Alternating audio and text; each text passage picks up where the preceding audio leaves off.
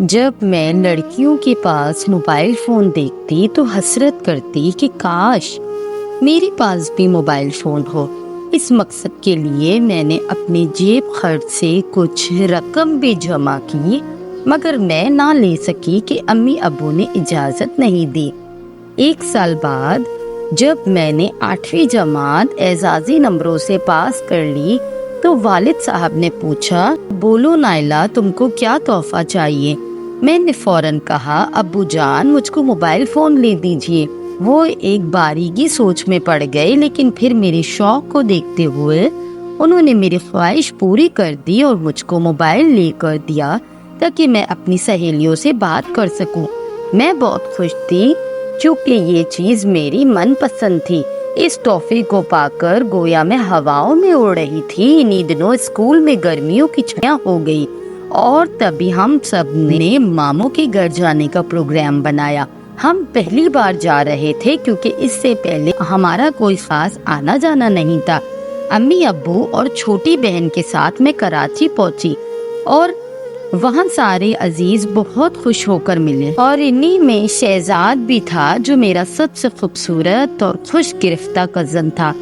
ہم وہاں 2 ماہ رہے۔ اپنی اثناء میں میری اور شہزاد کی اچھی خاصی ذہنی ہم آہنگی ہو گئی۔ ہم گھنٹوں باتیں کرتے رہے اور وہ روز ہم لوگوں کو اپنی گاڑی پر سیر کرانے لے جاتا۔ ہاکس بے، کلفٹن اور کئی پارکوں میں گئے۔ اس کے ساتھ گزارا ہوا وقت کس قدر حسین تھا، ان لمحات کو میں بھلا نہیں سکتی۔ جب ہم کراچی سے رخصت ہو رہے تھے وہ بہت اداس تھا، جیسے اسے ہم سے بچھڑنے کا بے حد غم ہو۔ جب گاڑی چلنے لگی وہ کہنے لگا کہ رمشا مجھ کو اپنا موبائل نمبر دے دو اور میرا نمبر لے لو تاکہ ہم ایک دوسرے سے بات کر سکے۔ میں نے کہا ٹھیک ہے، تبھی اس کو نمبر دے دیا۔ مجھے کیا پتا تھا کہ وہ میرا نمبر کیوں مانگ رہا ہے۔ جب میں واپس اپنے شہر آ گئی تو یوں لگا جیسے دل خالی خالی ہے، جیسے کوئی بہت قیمتی چیز کراچی بھول آئی ہوں۔ یہ دراصل شہزاد کے ساتھ گزارے ہوئے دنوں کی یاد تھی جو مجھ کو چین نہیں لینے دے رہی تھی۔ اب دن رات مجھ کو اس کی یاد ستانے لگی۔ فون پر بات ہوتی تو کچھ چین ملتا، ورنہ کسی کام میں دل ہی نہیں لگتا تھا۔ 1 ماہ تک ہم یوں ہی گائے گائے بات کرتے رہے، مگر اس کے بعد ایک روز اچانک ہی شہزاد نے اپنا فون بند کر دیا۔ میں بہت پریشان تھی، ہر وقت فکر مند اور اداس رہتی کہ خدا جانے کیوں شہزاد نے فون بند کیا ہے۔ جبکہ ایک دن بات نہ ہوتی تو وہ شکوے کرنے لگتا تھا، خدا خیر کرے۔ میں دل ہی دل میں دعا کرتی رہی۔ 1 ہفتہ گزر گیا کہ میں نیم مردہ سی ہو گئی، لیکن پھر شکر ہے اس کا SMS آ گیا، رمشا کیسی ہو؟ میں نے جواب دیا، تمہارے بغیر میں کیسی ہو سکتی ہوں؟ اس نے کہا، کیا مطلب؟ چھوڑو تم سناؤ، تم کیسے ہو؟ میں نے ٹالتے ہوئے کہا، اتنے دن سے فون کیوں بند کیا ہوا تھا؟ میرا موبائل خراب ہو گیا تھا۔ اس نے بتایا۔ پھر اچانک ہی ایک انوکھی بات کہہ دی، کیا تم مجھ سے شادی کرو گی؟ میں نے بے ساختہ کہا ہاں، اور پھر خود ہی شرمسار ہو گئی۔ رمشا یہ دن میں نے کیسے گزارے کیا بتاؤں؟ میں بھی تمہارے بغیر رہ نہیں سکتی، شہزاد بے اختیار منہ سے نکل گیا۔ لیکن شہزاد ممانی تمہاری شادی کہیں اور نہ کر دے؟ اس پر اس نے کہا، ہاں رمشا، گھر والے میرا رشتہ کہیں اور کرنا چاہتے ہیں، لیکن تم فکر نہ کرو، میں شادی صرف تم سے ہی کروں گا۔ میں نے اس کی باتوں پر یقین کر لیا۔ دھیرے دھیرے اس کا خیال میرے دل میں گھر کرتا گیا۔ پھر میرا یہ حال ہوا کہ جس روز اس سے بات نہ ہوتی خوب روتی، نہ کھاتی اور نہ ہی کچھ پیتی، بس میں سے سکتی رہتی۔ میں اس کے لیے جان تک دینے کا سوچنے لگی۔ اکثر اس سے بس ایک ہی سوال کرتی، شہزاد ہماری شادی کب ہوگی؟ کیا تم نے ممانی سے میرے بارے میں کچھ کہا؟ وہ کہتا، کہہ دوں گا، پہلے تم تعلیم تو مکمل کر لو اور میں بھی تعلیم مکمل کر کے جاب پر لگ جاؤں۔ غرض اس طرح کی باتوں میں 1 سال گزر گیا۔ اس بار اسکول میں 10 دنوں کی چھٹیاں ہو گئی تو میں نے فوراً ماموں کے گھر جانے کا پروگرام بنا لیا اور امی سے ضد کر کے وہاں جا کر ہی دم لیا۔ وہاں پہنچ کر مجھے ایک بہت ہی بڑی خبر سننے کو ملی کہ شہزاد کی شادی اچانک ہی اپنی خالہ زاد سے ہو گئی ہے۔ امی نے پوچھا، ہمیں بلایا کیوں نہیں؟ تو ممانی وضاحت کرنے لگی کہ بس لڑکی والوں کی وجہ سے شادی میں جلدی کرنی پڑی اور ہم کسی کو نہ بلا سکے، لیکن کچھ دنوں بعد میں دھوم دھام سے ولیمہ کروں گی اور سب کو بلاؤں گی۔ یہ خبر سن کر میں بے حال ہو گئی۔ امی نے پوچھا دلہا دلہن کدھر ہے؟ ممانی نے بتایا ہنی مون منانے مری گئے ہیں۔ یہ سن کر میں کمرے میں چلی گئی اور دروازہ بند کر کے خوب روئی۔ اگلے روز شہزاد اور نیشا آ گئے۔ میں نے موقع پا کر اس سے پوچھا یہ تم نے میرے ساتھ کیا کیا؟ وہ کہنے لگا میں بے قصور ہوں رمشا، کیونکہ 2 سال پہلے امی نے نشا کو میرے لیے پسند کر لیا تھا۔ جب میں نے تمہارے لیے ان سے کہا تو وہ بہت ناراض ہوئی، تبھی امی کی خوشی کی خاطر مجھے ان کا حکم بجا لانا پڑا۔ میں کیا کرتا؟ ماں کو ناراض کیسے کرتا؟ یہ شہزاد کی تعویلیں تھی۔ رات کو تھوڑی دیر کے لیے وہ باہر چلا گیا تو میں نشا کے پاس جا بیٹھی اور اس سے پوچھا کہ کیا اب دونوں کی پسند کی شادی ہے؟ اور تبھی اس نے نخوت سے فرمایا ہم 5 سالوں سے ایک دوسرے کو پسند کرتے ہیں اور ہماری منگنی کو بھی 3 برس ہو چکے ہیں۔ جہاں تک تمہارا معاملہ ہے تو مجھے علم تھا کہ شہزاد سے تم فون پر باتیں کرتی ہو۔ اس بات پر میرا شہزاد سے جھگڑا بھی ہوا تھا۔ اس نے مجھ سے کہا کہ میں موبائل پر چاہے لاکھ لڑکیوں سے باتیں کروں لیکن شادی تم سے ہی کروں گا، بھلا فون پر باتیں کرنے والی لڑکیوں کا کیا بھروسہ؟ جب مجھ سے چیٹ کر سکتی ہیں تو دوسری لڑکوں سے تعلق رکھنے میں کیا شرم کرتی ہوں گی؟ اسی لیے تم سوچنا بھی مت کہ میں ایسی ویسی لڑکی سے شادی کروں گا۔ نیشا نے حقارت سے کہا تو مجھ کو ایسا لگا کہ وہ مجھ کو اپنے پاؤں کی جوتی سمجھتی ہے۔ میرا دل اور بھی خون ہو گیا اس سے بات کر کے۔ میں ناحق خود کو مزید اس کی نظروں میں گرایا کہ وہ تو اس کی دلہن تھی اور میں ایک سوالیہ نشان تھی۔ اس کی باتوں پر میں خجالت سے گڑ کی گئی تھی۔ مجھے یقین نہ آتا تھا کہ شہزاد نے کزن ہوتے ہوئے کیوں مجھے دھوکہ دیا۔ جب دل ٹکڑے ٹکڑے ہو چکا اور زندگی فضول شے نظر آنے لگی تب ابو کی بات یاد آئی کہ بیٹی کوئی اور تحفہ لے لو مگر موبائل نہ لو۔ لڑکیوں کے لیے یہ تحفہ اچھا نہیں ہوتا کیونکہ ابھی تم کم عمر ہو۔ سوچتی تھی میرے پاس نہ موبائل ہوتا اور نہ میں اس تباہی میں پڑتی۔ بے شک یہ کام کی چیز ہو لیکن اس کا غلط استعمال زندگی برباد کر سکتا ہے، خصوصاً لڑکیوں کے لیے۔ پھر اس بار ہم 6 دن وہاں ٹھہرے تھے مگر یہ 6 دن میرے لیے 6 صدیوں کے برابر ہو گئے۔ اپنے محبوب کو اپنی آنکھوں کے سامنے اس کی دلہن کے ساتھ ہنستے بولتے دیکھنا کسی طرح بھی میرے لیے قیامت سے کم نہیں تھا۔ سوچتی تھی ناحق کراچی کا سفر کیا، ماموں کے گھر سے کیا ملا، دامن میں انگارے ہی بھر کر لائی۔ اپنے شہر واپس تو آ گئی مگر کسی پل مجھے چین نہیں آ رہا تھا۔ بار بار موبائل اٹھاتی تھی اور بغیر نمبر ملائے رکھ دیتی تھی۔ انگلیوں کو شہزاد کا نمبر ملانے کی عادت جو پڑ گئی تھی مگر اس بے وفا نے تو ایک بار بھی پلٹ کر فون نہ کیا کہ تم کیسی ہو اور کس حال میں ہو۔ جو کسی سے پیار نہیں کرتے وہ اس کا خیال بھی نہیں کرتے۔ وہ نشا کے ساتھ اپنی نئی زندگی کی خوشیوں میں مگن تھا کیونکہ اس کی بیوی اس کی پسند بھی تھی۔ میرے ساتھ موبائل پر باتیں محض دل لگی تھی، یہ نہیں سوچا کہ اس کی دل لگی کسی کی جان بھی لے سکتی ہے۔ جس شخص سے دھوکے کی توقع نہ تھی اس نے دھوکہ دے دیا۔ اب تو دوستی کے لفظ سے بھی مجھ کو خوف سا آنے لگا تھا۔ جبکہ دل کی ایسی کیفیت ہو تو انسان کو اس وقت سب سے زیادہ دوست کی ہی ضرورت ہوتی ہے۔ میں نے دوستی سے احتیاط برتی، پھر بھی ایک لڑکی سے دوستی ہو گئی جس کا نام بانو تھا اور وہ ہمارے برابر والے مکان میں آ کر سکونیت پذیر ہوئی تھی جو عرصے سے خالی پڑا تھا۔ پہلے یہ لوگ گاؤں میں رہا کرتے تھے مگر پنڈی آنا جانا رہتا تھا۔ بانو کے 3 بھائی تھے اور وہ ان کی اکلوتی بہن تھی۔ شروع میں وہ کم آتی تھی، مجھ کو بہت دل گرفتہ پایا تو زیادہ آنے جانے لگی۔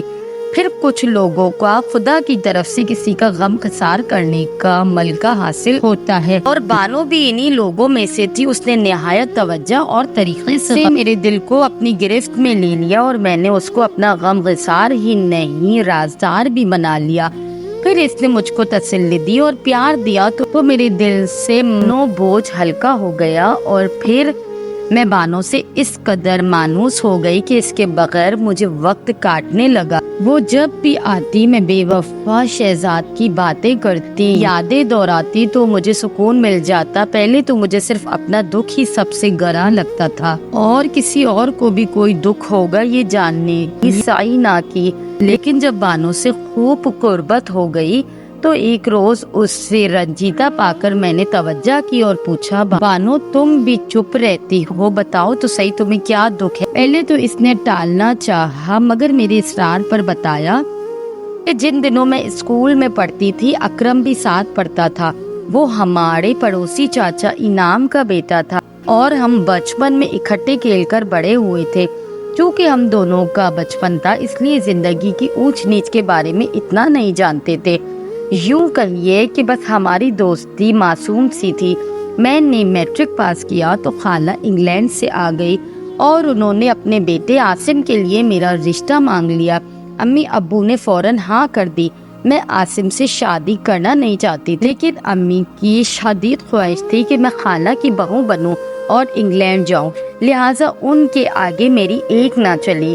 یوں میری شادی عاصم سے ہو گئی۔ میری شادی سے اکرم کو دھچکا لگا، لیکن کیا کرتا، وہ بس دیکھتا رہ گیا۔ انگلینڈ جا کر میں اور زیادہ پریشان ہو گئی۔ بالکل الگ ماحول، الگ ملک تھا۔ پھر عاصم بھی مجھ سے راضی نہ تھا، یا اس کی کئی گرل فرینڈز تھی، وہ سارا وقت ان کے ساتھ گزارتا تھا اور میں مشرقی ماحول کی پروردہ سب کچھ کھلی آنکھوں سے دیکھ کر بھی چپ رہتی تھی۔ پھر ان حالات میں کیا کوئی لڑکی خوش رہ سکتی ہے؟ مجھے عاصم کے ساتھ زندگی گزارنے پر کوئی خوشی نہ ملی۔ میں بے حد ناخوش رہنے لگی۔ یوں ایک دن جب دل بہت افسردہ اور گھٹا ہوا تھا، میں نے اکرم کو فون کر دیا کیونکہ اس نے مجھے شادی میں موبائل تحفے میں بھیجا تھا، جس کا مطلب تھا کہ مجھ کو فون کرنا۔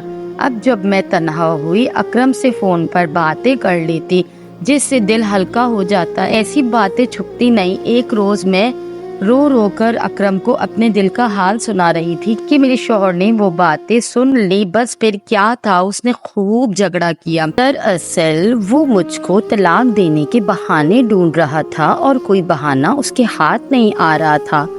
میں اس کی ماں کی پسند تھی اور خالہ مجھے بیاہ کر لائی۔ عاصم تو مجھ سے شادی کا آرزومند تھا ہی نہیں۔ بس اس بات پر کہ میں اکرم سے فون پر بات کر رہی تھی، شوہر نے مجھے طلاق دے دی۔ جب مجھے طلاق دی گئی، میری شادی کو 8 ماہ ہوئے تھے، انہوں نے مجھے پاکستان بھیج دیا۔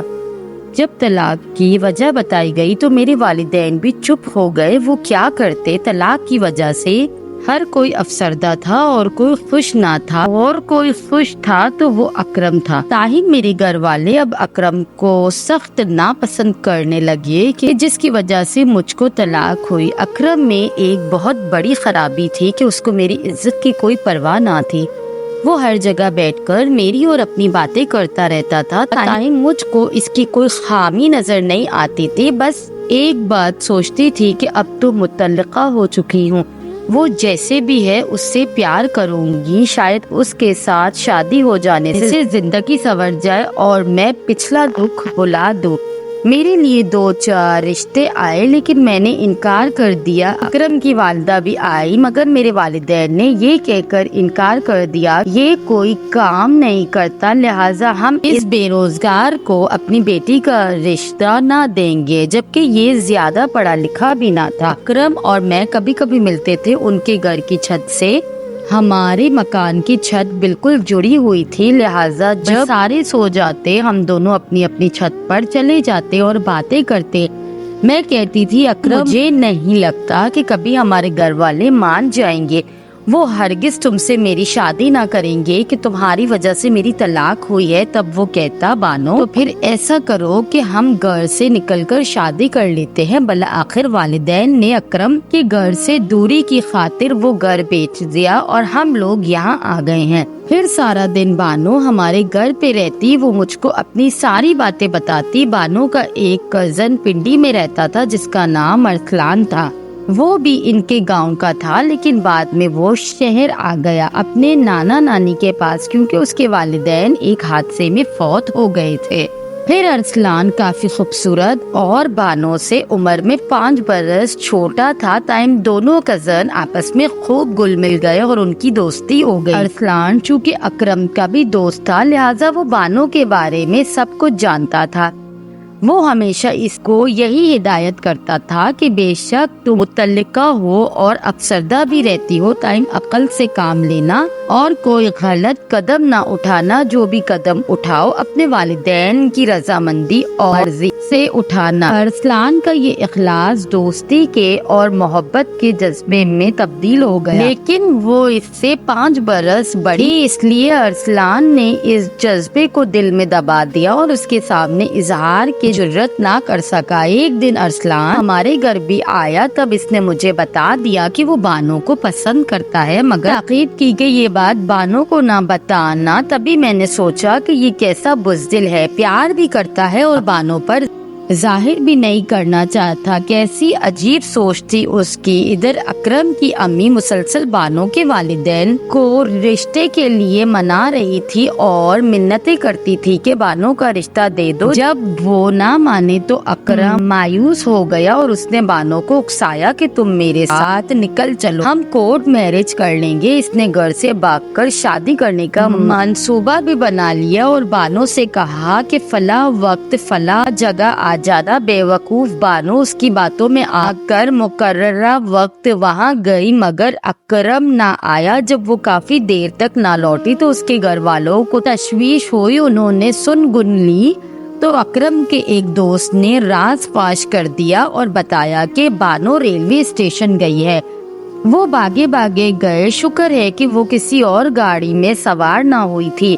وہ خواتین کی انتظار گاہ میں بیٹھ گئی۔ پھر بھائی اس کو پکڑ کر لے آئے۔ باپ نے گھر میں 4 دن بند رکھا کہ بھائی اس کو مار نہ دے۔ بھائیوں کا ارادہ اس کو مار ڈالنے کا ہی تھا۔ آخری بار وہ مجھ سے اس وقت ملی جب وہ گھر سے جا رہی تھی، مگر اس نے مجھے بھی نہ بتایا تھا کہ کہاں جا رہی ہے، کیونکہ اس کو تو جانے کی جلدی تھی۔ بہرحال بھائیوں کا غصہ ٹھنڈا نہ ہوا اور موقع ملتے ہی انہوں نے بانو کو مارنا چاہا۔ پستول کی 2 گولیاں اس کی ٹانگوں پر لگی اور وہ موت اور زیست کی کشمکش میں مبتلا ہو گئی۔ والدین اس کو اسپتال لے گئے۔ جب ہم پتہ چلا ہم سب بھی کافی پریشان ہوئے۔ میں نے اس کے لیے بہت دعائیں کی، دعا قبول ہوئی، بانو کو ہوش آ گیا اور ڈاکٹروں نے اس کی زندگی بچائی، لیکن اب وہ شرمندہ تھی، اپنے گھر والوں سے کسی سے آنکھ نہ ملا سکتی تھی۔ تاہم اس نے ہوش میں آ کر پولیس والوں کو یہ بیان دیا کہ مجھے اکرم نے مارا ہے، کیونکہ وہ اب اس سے نفرت کرنے لگی۔ تب اکرم کہیں بھاگ گیا اور روپوش ہو گیا۔ بعد میں وہ واپس آ گیا کیونکہ سارا محلہ جانتا تھا بانو کو اس کے بھائیوں نے مارا تھا۔ اب بانو تنہا ہو گئی۔ وہ جو پہلے میری غمگسار تھی، اس کو میری غمگساری کی ضرورت تھی۔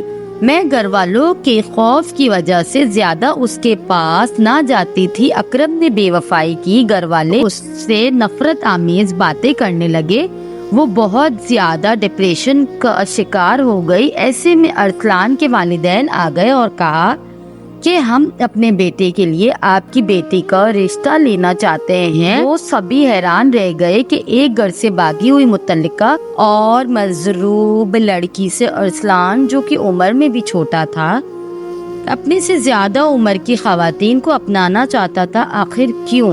کیا محض ہمدردی کی وجہ سے یا واقعی اس کو بانو سے محبت تھی؟ پھر ارسلان نے بہت یقین دلایا، مگر بانو نے یہی سوچا کہ یہ نادانی کر رہا ہے کیونکہ مجھ سے عمر میں چھوٹا ہے، اس کو زندگی کا اتنا پتہ نہیں۔